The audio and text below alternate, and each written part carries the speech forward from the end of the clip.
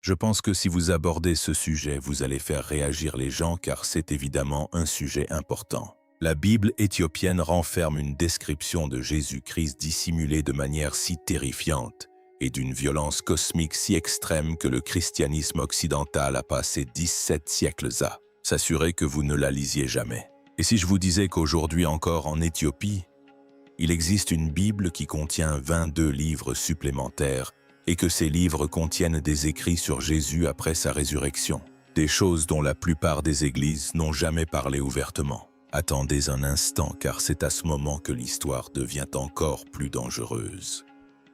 On dit que ces textes cachés contiennent des avertissements sur les derniers jours du monde, la révélation des faux chefs religieux et un feu qui un jour séparera les vrais de ceux qui les impostent. La question principale, c'est la suivante: si tout cela est vrai, pourquoi ces textes ont-ils été tenus à l'écart du monde? Et qu'est-ce qu'un grand cinéaste comme Mel Gibson a bien pu voir dans ses écritures pour capter toute son attention? Dans cette vidéo, nous allons percer les mystères de ce sujet. Et croyez-moi, vous ne pourrez plus vous arrêter de la regarder. Certaines personnes ne veulent même pas que cette vidéo vous parvienne. Alors soutenez-nous en vous abonnant. La question cruciale commence maintenant. Pourquoi ces textes n'ont-ils survécu qu'en Éthiopie? Il y avait tant de grands pays dans le monde, tant de civilisations puissantes. Pourtant, pourquoi ces rares textes bibliques n'ont-ils pas survécu ailleurs? La réponse est quelque peu surprenante. L'Éthiopie n'est pas un pays ordinaire. C'est l'une des plus anciennes civilisations du monde dont l'histoire remonterait à plus de 3 ans. Mais le plus important est ailleurs. Notre Éthiopie fut aussi le premier empire chrétien au monde et le plus remarquable est qu'elle n'a jamais été colonisée. Alors que la plupart des pays africains furent conquis par les puissances européennes, leur langue, leur culture et même leur religion se transformèrent. Mais l'Éthiopie était l'un des rares pays à être épargné par tout cela. Aucune force extérieure ne pouvait venir y imposer sa propre version du christianisme. C'est ce tournant qui donne à cette histoire un tout autre sens. Le reste du monde continuait d'évoluer lentement. Les croyances changeaient, les livres changeaient, et beaucoup de choses étaient remplacées.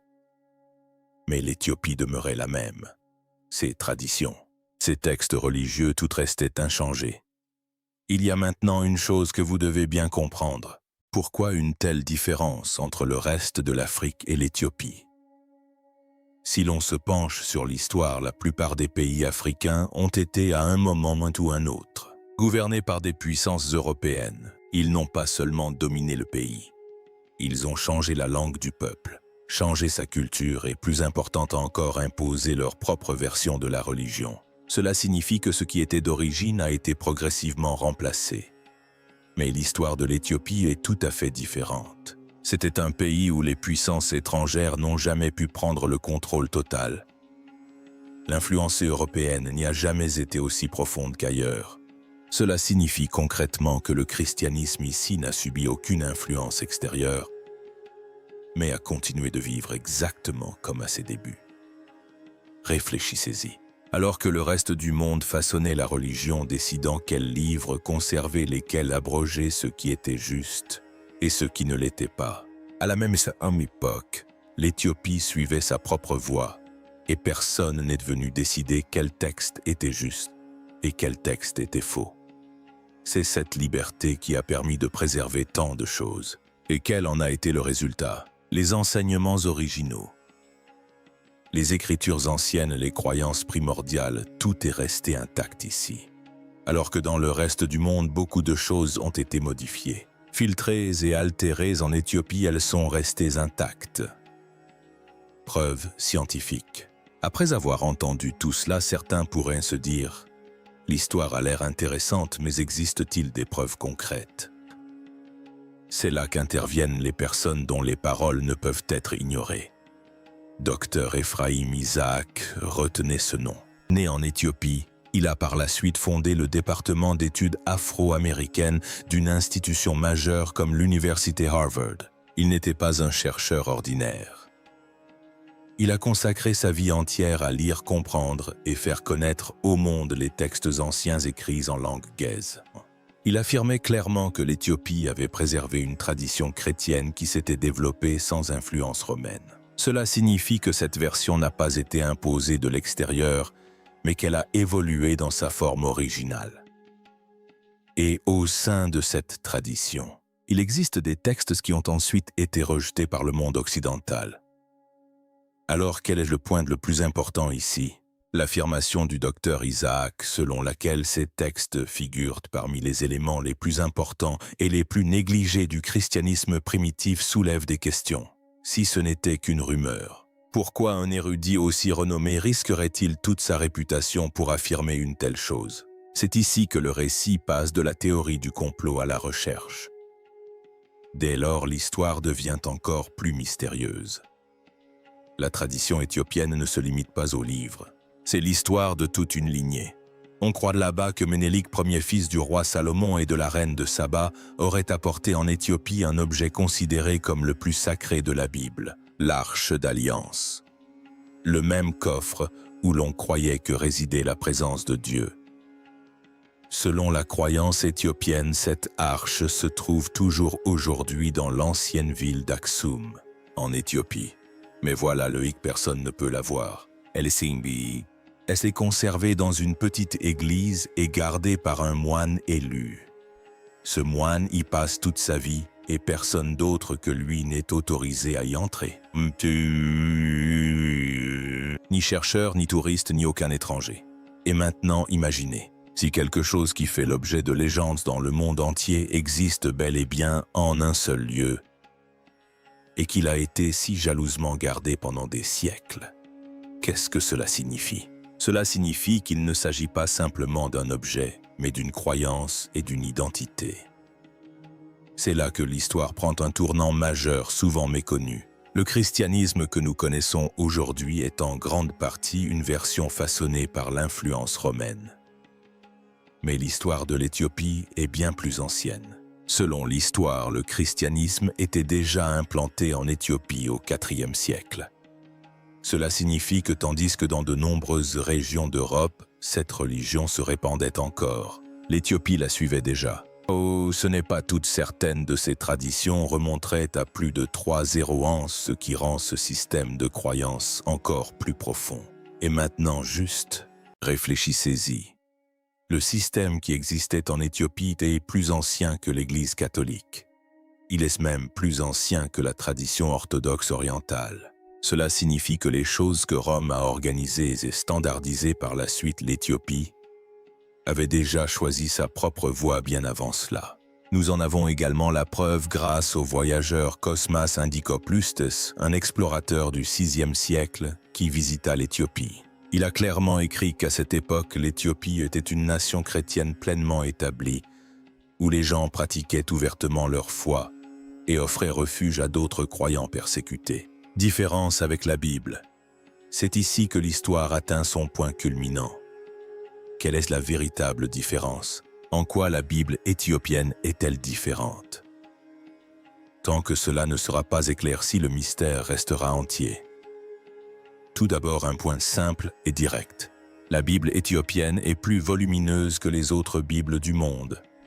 Sa version complète comporterait environ 81 livres. Plus tard, lorsqu'une version standardisée fut créée sous l'empereur Haïlé Sélassié, elle comprenait elle aussi 72 livres. À titre de comparaison, la Bible occidentale en compte moins. Autrement dit, la Bible éthiopienne est plus riche en contenu et en enseignement. La question est donc que contiennent ces livres supplémentaires. C'est là que l'histoire devient intéressante. Parmi ces ouvrages figurent des livres comme le livre d'Enoch et le livre des Jubilés, qui furent par la suite rejetés par le monde occidental. De plus, certains textes prétendent contenir des enseignements de Jésus après sa résurrection. Les 40 jours dont la Bible occidentale parle très peu. Imaginez un peu si la partie la plus importante, les événements qui suivent la résurrection, est relatée en détail quelque part, et que ce n'est pas dans votre Bible, qu'est-ce que cela signifie? Mais l'histoire ne s'arrête pas là. Tous ces livres étaient écrits dans une langue très ancienne, le Ge'ez. C'était une langue sacrée que presque personne en dehors d'Éthiopie ne comprenait. L'avantage direct était que ces textes restaient naturellement cachés du monde extérieur. Et le facteur le plus important, les moines. Pendant des siècles, ces écritures ont été écrites à la main, copiées et préservées. Pas d'imprimerie, pas de diffusion à grande échelle. Seulement des moines dévoués qui croyaient que chaque mot était sacré. Ces écritures étaient conservées dans des lieux eux-mêmes difficiles d'accès. Des monastères construits au sommet de montagnes, dans des lieux isolés presque inaccessibles aux étrangers. Imaginez un peu, pas de bibliothèque, pas de musée, pas de système de sécurité moderne. Comment ces textes ont-ils pu survivre pendant des millénaires? La réponse nous vient d'un monastère éthiopien d'Hébré Damo dont l'accès est un véritable défi. Ce lieu n'est ni un temple ni un monastère ordinaire. Il est bâti au sommet d'une haute falaise, inaccessible par des escaliers.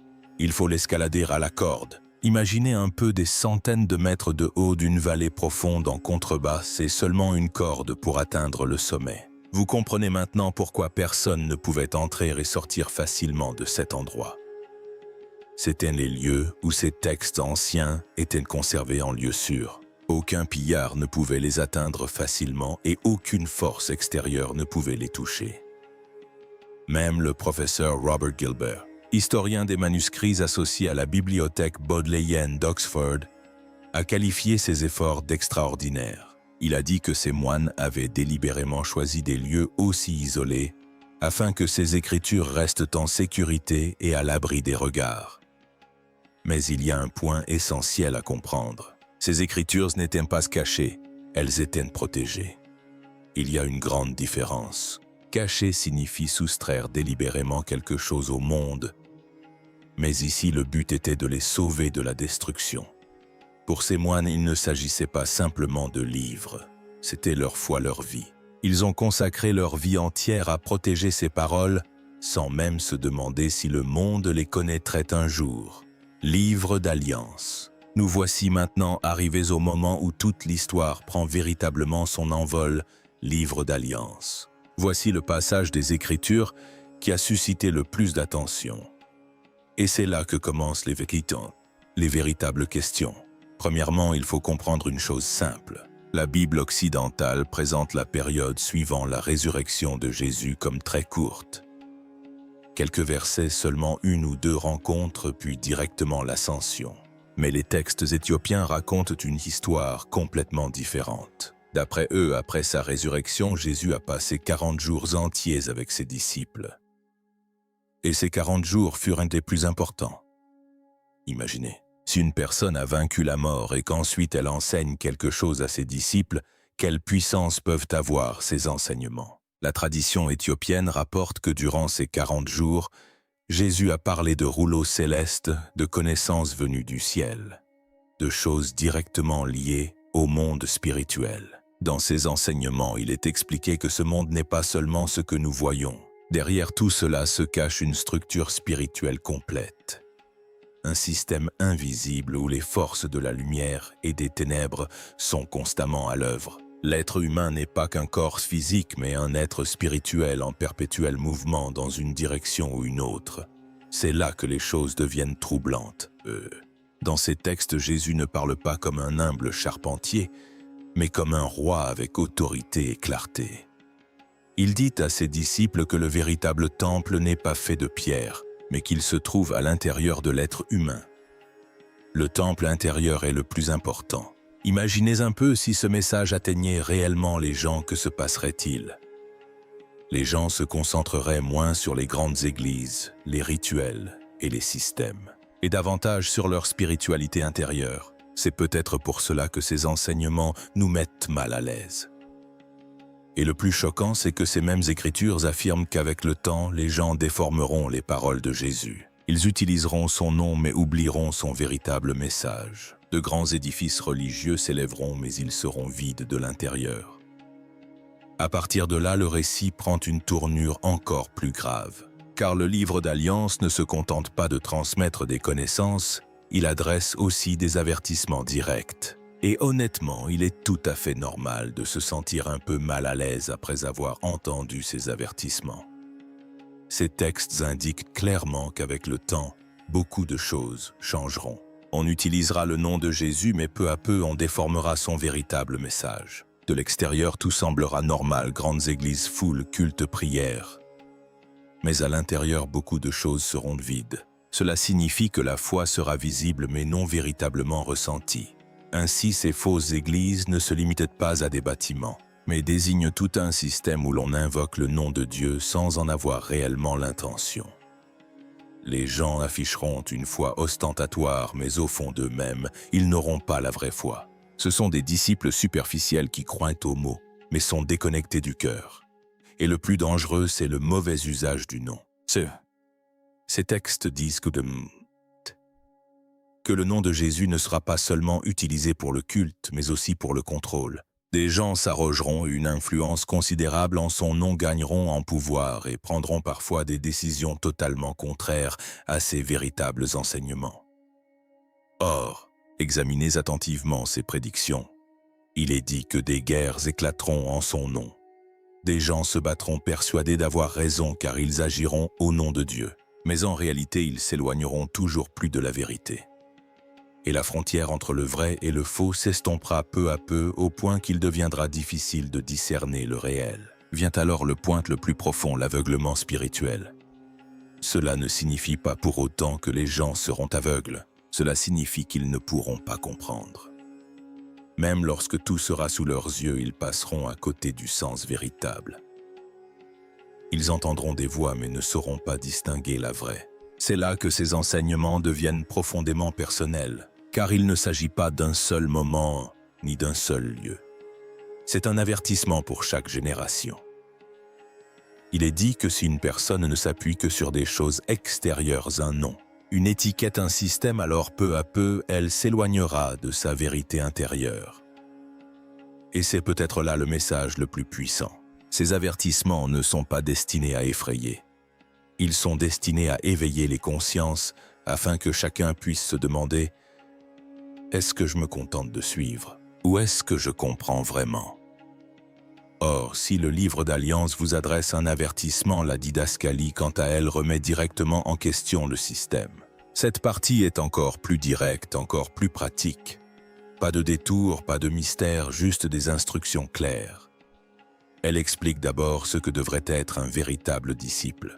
Pas de grandes idées compliquées, une vie simple loin de l'avidité, la pratique régulière du jeûne et la prière constante. Cela signifie que la spiritualité n'est pas compliquée. Elle est présentée comme une composante de la vie quotidienne. Il n'est pas question d'aller dans un lieu particulier, ni de rencontrer Dieu uniquement par l'intermédiaire d'une personne spécifique. Le message est simple, le lien se tisse entre vous et Dieu. Mais c'est là que le véritable choc commence. Dans la didascalie, une mise en garde directe est lancée contre ces chefs religieux qui paraissent très purs de l'extérieur mais qui de l'intérieur exploitent les gens. Une phrase en particulier est si puissante qu'elle touche en plein cœur. Ne devenez pas comme ceux qui portent des vêtements blancs et pillent les maisons des pauvres. Imaginez à quel point ce message reste d'actualité.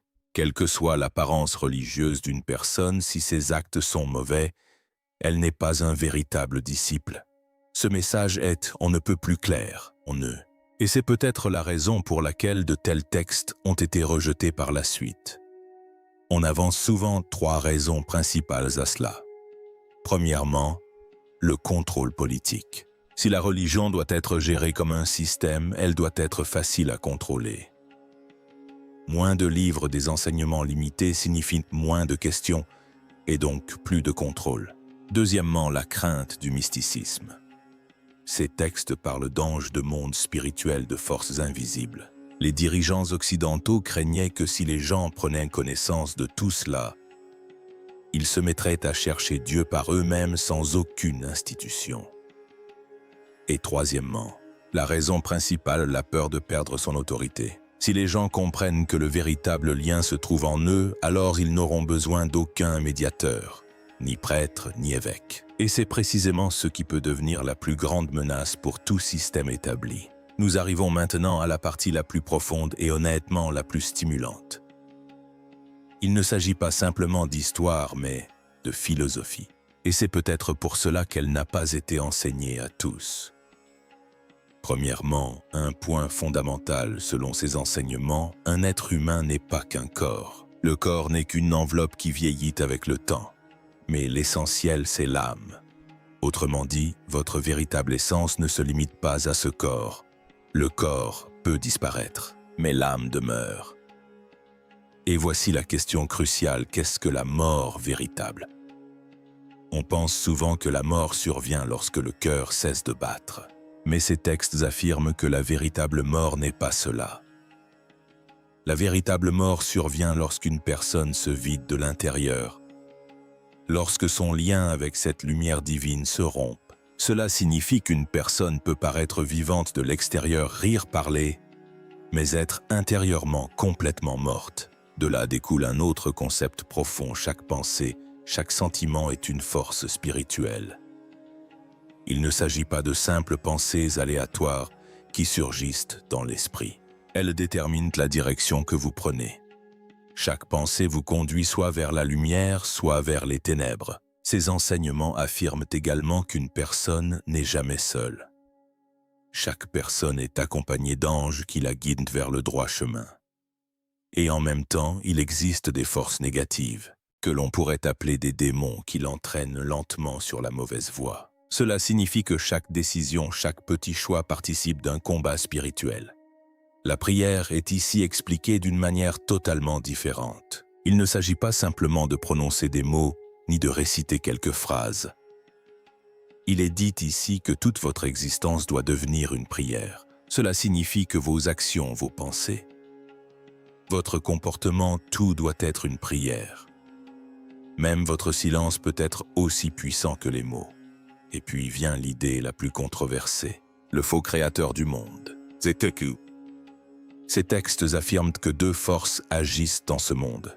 L'une est le véritable créateur, source de lumière pure et de vérité. Et l'autre est une force qui se présente comme Dieu mais qui en réalité crée un système illusoire, un monde qui paraît beau de l'extérieur mais qui est vide de l'intérieur. Réfléchissez-y. Si cela est vrai, alors l'être humain ne vit pas seulement dans le monde physique, mais peut aussi être prisonnier d'une illusion. Et c'est là que réside le point le plus important. Quelle est la mission? Selon ces enseignements, Jésus n'est pas venu seulement pour pardonner les péchés, mais pour éveiller les humains, afin qu'ils puissent reconnaître cette illusion et redécouvrir cette étincelle divine en eux. Nous arrivons maintenant à la partie qui fait directement écho au monde d'aujourd'hui. Et c'est peut-être pour cela que tout cela paraît si réel. Ces textes font mention d'une prophétie finale, une prophétie qui semble avoir été écrite pour notre époque. On dit qu'un jour viendra où l'amour disparaîtra peu à peu du monde. Les gens seront proches, mais leurs cœurs resteront distants. Les relations existeront toujours, mais la sincérité qui les anime s'amenuisera. Et surtout, la foi ne sera plus qu'une façade. On continuera à pratiquer son culte, mais uniquement par habitude. On priera, mais sans sincérité, par simple formalité. Il suffit de regarder le monde d'aujourd'hui. Sur les réseaux sociaux, tout est visible. Qui fait quoi? Qui est à quel point religieux? Qui a raison? Mais est-ce vraiment aussi vrai au fond de soi? Ou bien tout cela n'est-il devenu qu'une image, un rôle que les gens jouent? Dans ces enseignements, une chose très puissante est dite. La véritable connexion se trouve chez ceux qui sont brisés, chez ceux qui sont humbles intérieurement, qui ne font pas semblant, qui cherchent vraiment. Eh bien, cela signifie que ceux qui paraissent not parfaits ne sont pas forcément les plus proches, mais ceux qui comprennent leurs propres imperfections sont ceux qui peuvent nouer une véritable relation. Et puis vient le concept du feu. Habituellement, le feu est perçu comme la destruction. La fin, le fait de brûler, de tout anéantir. Mais ici, le feu a une autre signification. Ici, le feu est purification. Tout comme l'or est raffiné par la chaleur, ce feu consume le mensonge, l'ego et la prétention qui habitent l'être. Seul le réel demeure. Mel Gibson. Connexion. Revenons-en à notre point de départ, Mel Gibson. Car si l'on considère l'ensemble du parcours, une chose devient évidente. Il ne s'agit pas seulement de l'histoire des textes anciens, mais aussi de celle d'un homme qui les a pris au sérieux. Mel Gibson est une figure emblématique. Son film La Passion du Christ a rapporté plus de 600 millions de dollars dans le monde. Mais plus important encore, il ne s'agit pas d'un film réalisé à la légère. Des années de recherche ont été menées avec la participation d'exégètes bibliques, d'historiens et de linguistes. À chaque étape, un souci constant d'exactitude historique a été déployé. Il a même utilisé l'araméen pour que le texte reste aussi authentique que possible.